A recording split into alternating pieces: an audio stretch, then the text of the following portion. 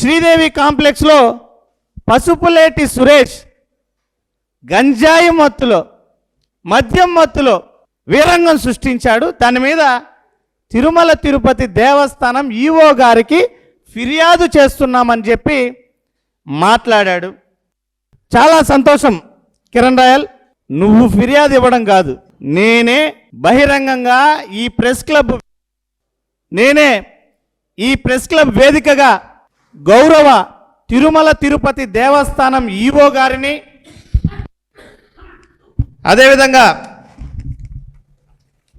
తిరుపతి జిల్లా గౌరవ ఎస్పీ గారికి, ప్రభుత్వ అధికారులకి అందరికీ విన్నవించుకుంటున్నా, కిరణ్ రాయల్ చేసేటువంటి ఆరోపణల తాలూకా ఫిర్యాదు స్వీకరించండి. ఫిర్యాదు స్వీకరించి దానిపైన సమగ్రమైనటువంటి లోతైన దర్యాప్తు చేసి వాస్తవాలను వెలుగులోకి తీసుకురండి. కిరణ్ రాయల్ లాగా నేను పారిపోయేటువంటి వ్యక్తిని కాదు, కిరణ్ రాయల్ లాగా తప్పించుకు తిరుగునేటువంటి వ్యక్తిని నేను కాదు.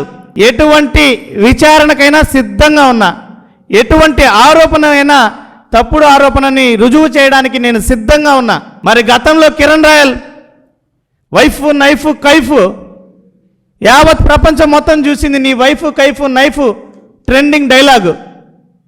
పరిగెత్తపోయి హైకోర్టులో పిటిషన్ వేస్తున్నా, డిఫమేషన్ వేస్తున్నా, పరువు నష్టం కలిగింది నాకు. ఇవన్నీ కూడా తప్పుడువి, కల్పితమైనటువంటి వీడియోలు. దీని మీద నేను కోర్టులో కంప్లైంట్ వేసి నిజాలను వెలుగులోకి తీసుకొని వచ్చి చూపిస్తా అన్నావు. ఎక్కడ కిరణ్ రాయల్, ఎక్కడ చేసావా? ఏ రోజైనా నువ్వు నీ మీద వచ్చిన ఆరోపణల్ని రుజువు చేసుకునే పరిస్థితి చేసావా? కానీ నీలాగా నేను భయపడి పారిపోయేటువంటి పని చేయను. నువ్వు చేసిన ఆరోపణలు ఇప్పుడే చెప్పా. ఒక చనిపోయినటువంటి వ్యక్తిని నాతో ఉంచి ఇది ఈ రకంగా చేశామని, నువ్వు చేసిన ఆరోపణలు తప్పుడు అని నిరూపించా.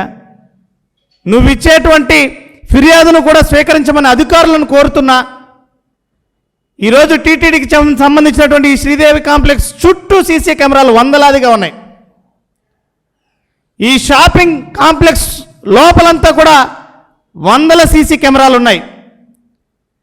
నువ్వు చేసినటువంటి ఆరోపణలు నిన్న కోటి సంతకాల సేకరణ కార్యక్రమం అప్పుడు అన్నావు, లేదా నాకు మీడియా ప్యానలిస్ట్గా ఇచ్చినప్పుడు అన్నావు, నేను అధికార ప్రతినిధి అయిపోయినప్పుడు అన్నావు. వీటిలో ఏదున్నా, ఏది నువ్వు నిరూపించినా నేను ఇందాక చెప్పినట్టు నడి రోడ్డులో నా తల నరుక్కోవడానికి సిద్ధంగా ఉన్నా.